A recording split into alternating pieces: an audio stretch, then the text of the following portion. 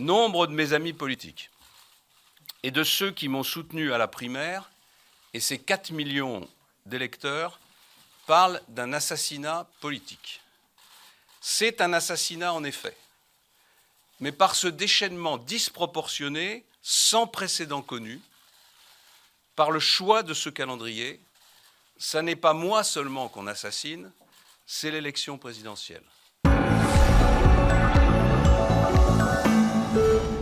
On va tout de suite commencer par cette image, celle de François Fillon, qui est bel et bien présent cet après-midi au Salon de l'Agriculture. Le candidat de la droite à la présidentielle avait pourtant annulé sa venue ce matin à la dernière minute. Il avait en effet annoncé avoir reçu une convocation des juges en vue de sa mise en examen le 15 mars. François Fillon qui a tenu malgré tout à honorer ce rendez-vous incontournable pour les politiques. Candidat à l'élection présidentielle, vous le voyez sur ces images, c'est une visite sous haute tension et sous très haute sécurité.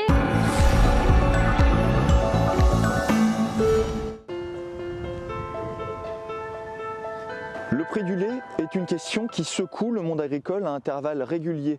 Mais derrière ce prix, c'est la survie des 60 000 exploitations laitières françaises qui est en jeu. Dans ce climat, une entreprise pourtant ne connaît pas la crise, c'est Biolay. Ce groupement de producteurs créé il y a 22 ans s'en sort et rémunère convenablement ses éleveurs. Pour en parler, je rejoins Christophe Baron, son président. Bonjour. Bonjour.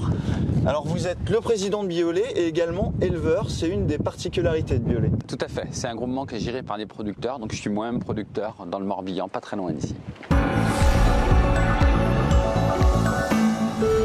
Je vous propose de revenir en 1943, c'est un sujet des actualités mondiales, donc un sujet de propagande. Nous sommes pendant la Deuxième Guerre mondiale, c'est le régime de Vichy qui gouverne, et on va voir comment on célèbre les récoltes qui viennent d'être faites en France.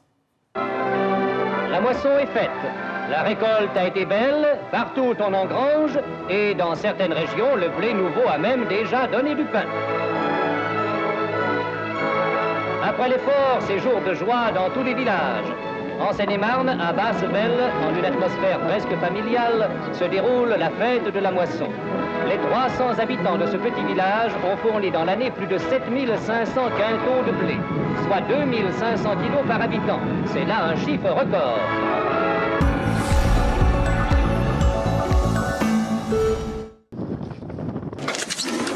Bonjour. Bonjour, bienvenue chez nous, ferme de Drieno. 5h45, c'est le début de la journée. C'est l'heure du début, oui. Eh ben on vous suit. Donc là, on va aller rentrer les vaches maintenant. Sur l'exploitation de Jean-Noël et Benjamin Desbois, la journée commence comme dans toutes les fermes laitières du pays par la traite. Et avance, allez, avance. Le passage en bio décidé en 2009 après 30 ans de production conventionnelle n'a pas bouleversé le rythme de travail, sauf peut-être pour leurs vaches normandes et Holstein. Mais la traite en elle-même, c'est le même fonctionnement. Vous qui avez connu les deux, c'est... La seule différence, c'est qu'il y a un peu moins de lait en bio, mais il est payé plus cher. Donc.